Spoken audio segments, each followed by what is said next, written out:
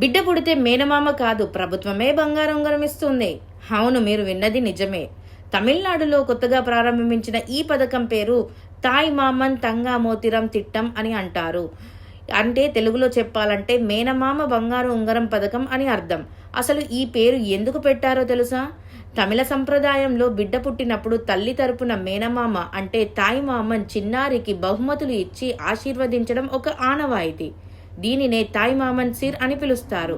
ఇప్పుడు తమిళనాడు ప్రభుత్వం ఇదే సాంప్రదాయాన్ని గుర్తు చేస్తూ ప్రభుత్వమే మేనమామలా ఉండి ప్రతి బిడ్డకు ఆశీర్వాదం ఇస్తుంది అనే భావనతో ఈ పథకాన్ని తీసుకొచ్చింది. ఈ పథకం కింద ప్రభుత్వ ఆసుపత్రిలో పుట్టే ప్రతి శిశువుకి 1 గ్రాము బంగారం ఉంగరం ఇస్తున్నారు. జూన్ 22, 2026 తర్వాత పుట్టిన పిల్లలకు ఈ ప్రయోజనం వర్తిస్తుందని చెప్తున్నారు. ప్రభుత్వ ఆసుపత్రులపై మరింత నమ్మకం పెంచడానికి తల్లి శిశువు సంక్షేమం ప్రోత్సహించడం కూడా ఈ పథకం లక్ష్యంగా చెప్తున్నారు. మరి ఈ మేనమామ బంగారు ఉంగరం పథకం గురించి మీ అభిప్రాయం ఏమిటి? ఇలాంటి పథకం మన రాష్ట్రంలో కూడా రావాలా? కమెంట్లో చెప్పండి.